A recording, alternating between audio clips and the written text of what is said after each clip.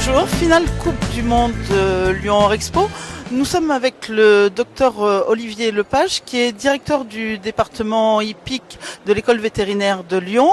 Alors Olivier, il y a eu un événement important en parallèle à ces finales, qui est le premier symposium de médecine comparée et qui a permis donc des échanges entre médecins et vétérinaires. Alors expliquez-nous un petit peu. Eh bien, en fait, le but, c'était d'essayer de recréer ce que le fondateur des écoles vétérinaires avait pronostiqué en 1700, dans les années 1700. C'est-à-dire qu'il avait dit que les médecins humains et les vétérinaires avaient chacun des choses à apprendre de la médecine opposée. Et ce concept de médecine comparée avait été utilisé à de nombreuses reprises déjà par nos prédécesseurs, surtout en infectiologie, en physiologie. Et puis on s'est dit, lors de cet événement un peu spécial en région lyonnaise, cette finale de la Coupe du Monde, mais pourquoi ne pas utiliser ce concept de la médecine comparée pour discuter de la médecine du sport, parce qu'il y a beaucoup de choses qui sont communes. Et donc on a essayé de réfléchir à des sessions, des thématiques qui intéressaient et à la fois les médecins humains et les médecins vétérinaires.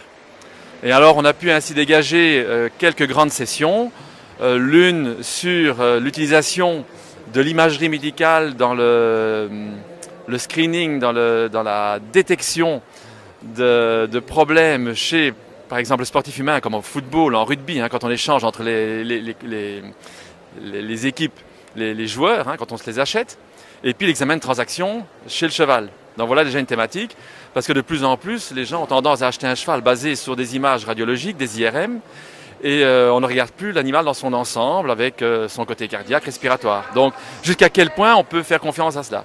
Il y a eu ensuite une session, bien sûr, dont on parle beaucoup ces temps-ci, c'était concernant le dopage.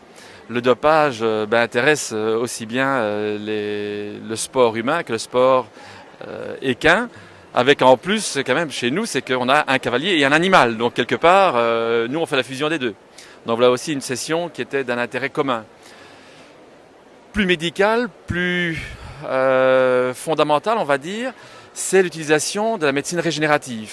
Alors, comme vous le savez, l'utilisation de plus en plus courante dans les deux espèces, que ce soit l'homme ou le cheval, de ce qu'on appelle le PRP, c'est-à-dire des substances biologiques que l'on va un petit peu modifier, qu'on va réinjecter dans le corps, l'utilisation des cellules souches, pour mettre dans les articulations, pour mettre dans les tendons qui sont abîmés.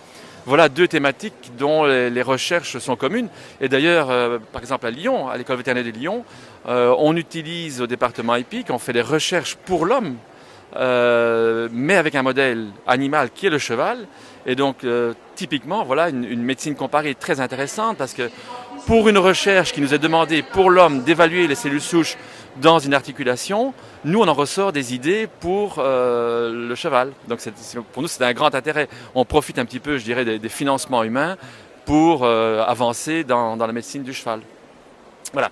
Après ça, nous avons fait une session aussi parce que on trouvait que nous, comme vétérinaires, on était peut-être un petit peu moins bien préparés dans la gestion sur le long terme d'une équipe olympique ou d'une équipe de Coupe du Monde. Et en humaine, dans certains pays, l'organisation des fédérations, l'organisation des équipes médicales ont vraiment des choses à nous apprendre pour préparer l'athlète pour dans 2, 3 ou 4 ans.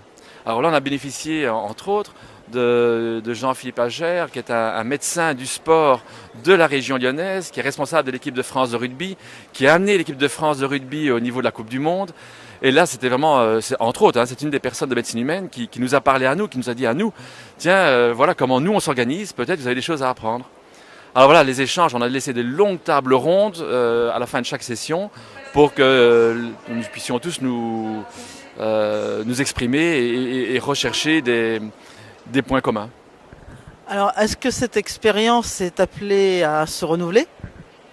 Je pense qu'elle est oui, naturellement, je pense qu'elle est appelée à se renouveler parce qu'il y a eu une tendance à se séparer, la médecine humaine, la médecine vétérinaire, et on s'est rendu compte, et cela, je ressors des paroles qui viennent de mes collègues humains qui m'ont dit le soir, quand tout était terminé, « Oh ben là, nous ne savions pas qu'en équine, vous étiez aussi loin, que vous faisiez ceci, de l'arthroscopie, etc. » Et donc oui, je pense qu'on s'est rendu compte qu'on avait vraiment des points communs et qu'il faudrait continuer.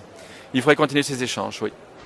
Alors, rendez-vous à Equita où il y a toujours un pôle santé qui est très important, donc sans doute de nouveaux échanges de ce type.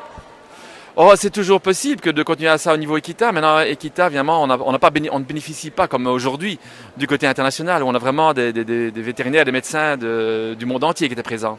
Alors peut-être qu'Equita, de plus en plus, et d'ailleurs ça devient de plus en plus international, ça va peut-être continuer dans ce sens-là, peut-être que oui. Ouais. Merci Olivier, à très bientôt. Merci, bienvenue.